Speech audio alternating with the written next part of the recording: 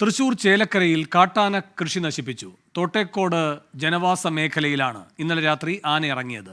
സൂരജ് സജി തൃശൂരിൽ നിന്ന് വിവരങ്ങളുമായി ചേരുന്നു. സൂരജ്, എന്താണ് വിശദാംശങ്ങൾ?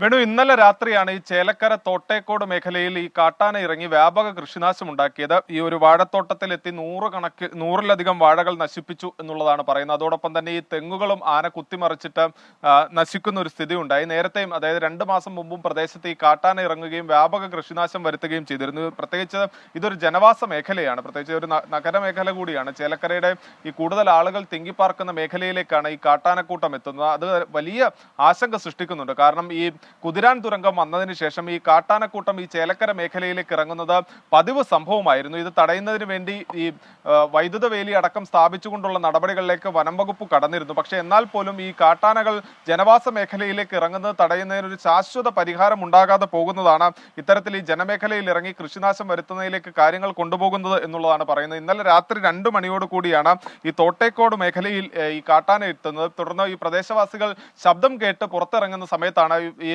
കാട്ടാനക്കൂട്ടം തമ്പടിച്ചിരിക്കുന്നത് കാണുന്നത്. പ്രദേശവാസികൾ തന്നെ പിന്നീട് ബഹളം വച്ചതിനെ തുടർന്ന് കാട്ടാന മടങ്ങുകയായിരുന്നു. എന്തായാലും ഈ കാട്ടാനകൾ ഈ ജനവാസ മേഖലയിലേക്ക് ഇറങ്ങുന്നത് തടയുന്നതിന് വേണ്ട നടപടികൾ വേണമെന്നൊരാവശ്യമാണ് ഈ പ്രദേശവാസികൾ ഉന്നയിക്കുന്നത്. വേണു, സൂരജ് സജിയാണ് തൃശൂരിൽ നിന്ന് വിവരങ്ങൾ നൽകിയത്.